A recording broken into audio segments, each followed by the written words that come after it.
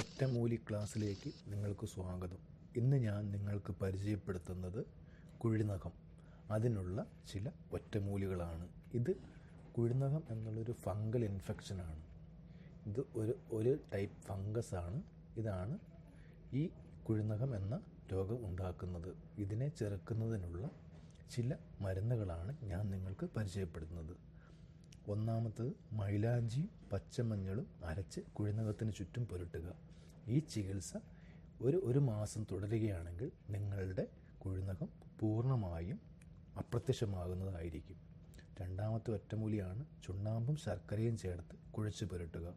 ഈ ചികിത്സയും ഒരു മാസം തുടരുകയാണെങ്കിൽ നിങ്ങളുടെ കുഴിനഖം അപ്രത്യക്ഷമാകുന്നതായിരിക്കും. മൂന്നാമത്തെ ഒറ്റമൂലിയാണ് വെറ്റിലഞ്ഞിട്ടും തുമ്പത്തളിരും തിളപ്പിച്ച് വെളിച്ചെണ്ണ മുറുക്കി പുരട്ടുക. നാലാമത്തെ ഒറ്റമൂലിയാണ് നവസാരം തേനിൽ കുഴച്ച് പുരട്ടുക. അഞ്ചാമത്തെ ഒറ്റമൂലിയാണ് മുരിങ്ങ വേരിൻ്റെ തൊലി ചതച്ച് പിഴിഞ്ഞെടുത്ത നീരിൽ പനയോല അരച്ച് പുരട്ടുക. ഇതും കുഴിനഖത്തിനുള്ള നല്ല ഒരു മരുന്നാണ്. ആറാമത്തെ മരുന്നാണ് പുല്ലാഞ്ഞിലിയിട്ട് വെന്ത വെള്ളം കൊണ്ട് ധാര ചെല്ലുക. പുല്ലാഞ്ഞിലിയിട്ട് വെന്ത വെള്ളം കൊണ്ട് ധാര ചെയ്യുക.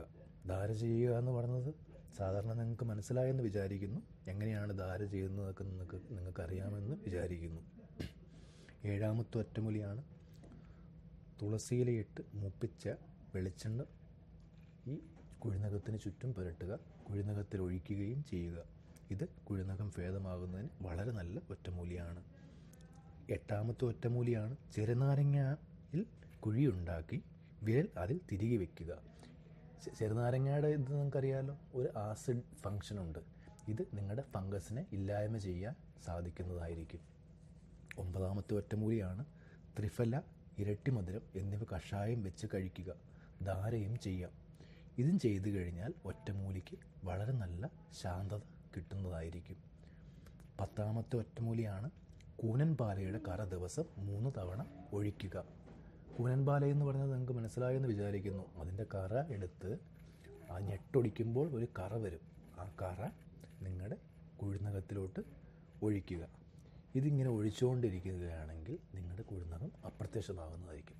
നിങ്ങൾക്ക് ഇതിൽ നിന്ന് ഉചിതമെന്ന് തോന്നുന്നത് പരീക്ഷിക്കുകയാണെങ്കിൽ, ഇത് ആയുർവേദമാണ്, നമ്മുടെ നാട്ടുമരുന്നുകളാണ്, ഒറ്റമൂലികളാണ്. അതുകൊണ്ട് നിങ്ങൾക്ക് ഒരു രീതിയിലുള്ള സൈഡ് എഫക്ട്സോ ഒന്നും ഉണ്ടാകാൻ സാധ്യതയില്ല.